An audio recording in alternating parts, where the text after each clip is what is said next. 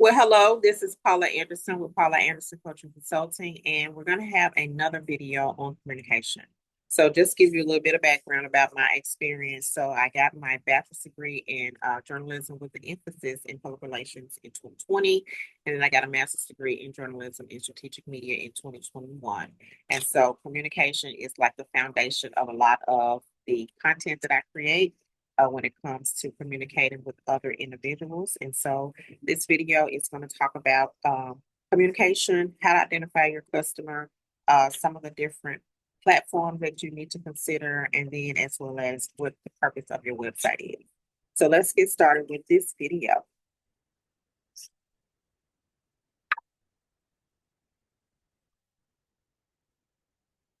So let's think about how communication has evolved since the advent of social media. So how many of you remember a rotary phone? How many of you remember a cordless phone? And now we have transitioned to a mobile phone. So you really cannot leave home without your cell phone. You feel totally lost.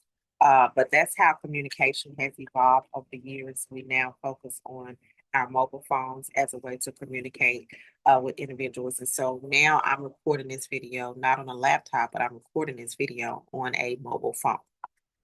So let's talk about your customers. So one of the things that I teach individuals that are getting ready to start their own business is you have to identify your customer. So what does that mean? Now, everyone cannot purchase your services.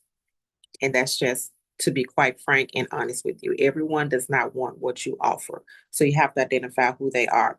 So what do you need to know about them? First off, you need to focus on demographics. So is it going to be females? Is it going to be males? Is it going to be what is the age range? And then what is their education level? Then you want to think about income. Are they working professionals? Are they middle class? Are they wealthy? So let's think about a person who is trying to buy a BMW. So they're not going to be trying to market to someone that only makes about $30,000 a year. They're going to be marketing to people that make 50,000 over because that's who can afford a BMW. So the behavior, what are some of the attitudes, the interests, the likes and the dislikes? So what is it about that person? What are some of the things that they like?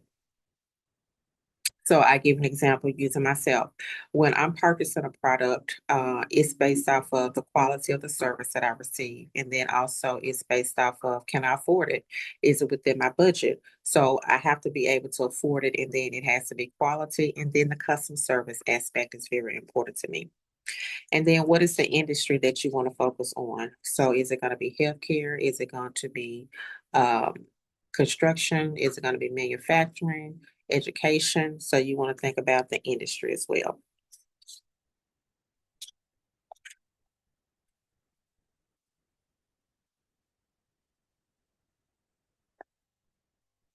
All right. So traditional media. Traditional media is the medium that we use when we did not have all of the technology that we're using now. So this would be newspapers, television, radio, and telephone. So how many of you like to read the newspaper, like a physical copy of the newspaper? How many of you like to sit in front of the television and watch a good movie?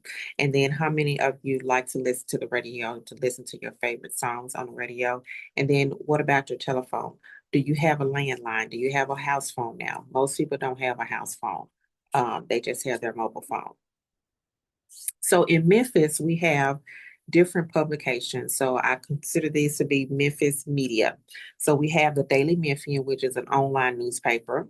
We have the Tri-State Defender, which is an online newspaper as well. They do have a print version. We have a Commercial Appeal, which has online and a print copy of the Memphis Business Journal online and print, and then the Memphis Flyer online and print.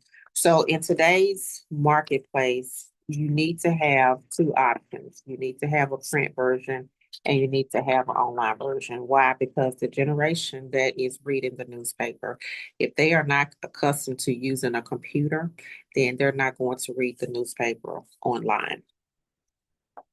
So television, we have three different stations that I'm going to focus on. We have WREG 3, we have Fox 13 Memphis, we have WMC TV 5, and then we have ABC Local 24 Memphis. So It is very expensive to advertise on TV. So unless you're a nonprofit organization that's providing some type of public service announcement because of for an event that you're having, it's very expensive to advertise on television. And then these are some of the radio stations. We have WDIA, we have 95.7, which is a gospel station, B101, which is urban and rhythm and blues, and then we have 103.5, which is rhythm and blues as well. So why did I go over those three forms of traditional media? Because when you're trying to develop a campaign and you're trying to reach your customer, you have to identify what platform that they're using, whether or not they're using television, reading a newspaper, radio, or if it's a what else did I say? Radio, television, yeah, yeah, those three: radio, television, newspaper. Now, websites. So I got a new website in 2025.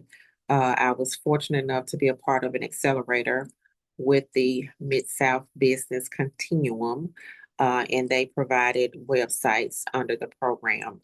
And so the website designer, which was Vitacore Web Solutions, did an excellent job on my website. But a website is your primary communication platform. It establishes your credibility, so people will know that you actually exist. It is for your stakeholders and then your customers so that they can connect with you. They can purchase products and services, and then for you to conduct business transactions. So if you wanted to do any kind of online services, any kind of e-commerce, then that's what the business transactions is. So website, when you're designing a website, you want to think about, okay, who is my customer? So I'm going to give you three examples here. So Tennessee State University, who is the ideal person that they're trying to reach? So who is the ideal customer for Tennessee State University? So let you think about that. Who is it that they're trying to get to come to the school? So it's going to be the student. So the student is the primary person that they're trying to target. And then, of course, they want to reach the parents because the parents are the ones that need to pay the tuition. And then we go into alumni who have already graduated from the school. And then we have donors. Okay. Centers for Disease Control and Prevention. So during the COVID pandemic, the CDC was very instrumental in keeping us up to date on what was going on with COVID, what the restrictions were, how do we need to handle certain things. So it was pretty much for healthcare professionals, but it was for anybody that really wanted to understand what was going on with the pandemic. So let's take a pause, and I want you to answer this question. Who is your target audience? Who is your customer? Who do you want to actually buy your services? And remember, we cannot say everyone because everyone is not your customer. All right, so we're going to take a short break, and then I'm going to have a part two to this video. So just stay tuned for the second part of this video on how to identify your customer.